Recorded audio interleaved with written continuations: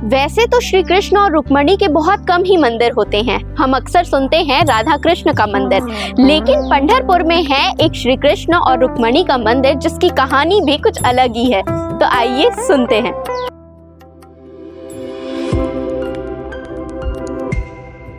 पंढरपुर का मंदिर भगवान विट्ठल, श्री कृष्ण और रुक्मणी को समर्पित है, जो महाराष्ट्र के सोलापुर जिले में भीमा नदी के तट पर स्थित है।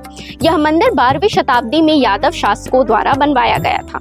यह स्थान दक्षिण काशी के रूप में भी जाना जाता है और यहाँ की मुख्य पौराणिक कथा के अनुसार भगवान विट्ठल भक्त पुंडलिक से मिलने आए थे। ये कहानी है 6वीं सदी की, जब एक संत का नाम था पुंडलिक, जो कि कृष्ण भक्त था, जो पहले अपने माता पिता का अनादर करते थे, लेकिन बाद में उन्हें अपने व्यवहार पर पछतावा हुआ और वे माता पिता की सेवा में लीन हो गए। उनके इष्ट देव थे श्री कृष्ण। एक दिन भगवान श्री कृष्ण रुक्मणी के साथ उनके घर आए। उस समय पुंडलिक अपने माता पिता के चरण दबा रहे थे, इसलिए उन्होंने भगवान से कहा कि वे ईंट पर खड़े होकर प्रतीक्षा करें। भगवान उनकी भक्ति से इतने प्रसन्न हुए कि वे वहीं खड़े हो गए।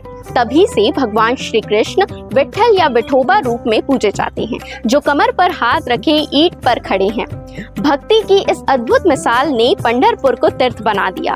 यहाँ के मुख्य गर्भगृह में भगवान विट्ठल काले पाषाण की प्रतिमा में हाथ कमर पर रखे एक ईंट पर खड़े दिखाई देते हैं। चंद्रभागा नदी के किनारे बसे पंढरपुर को महाराष्ट्र का कुल दैवत माना जाता है।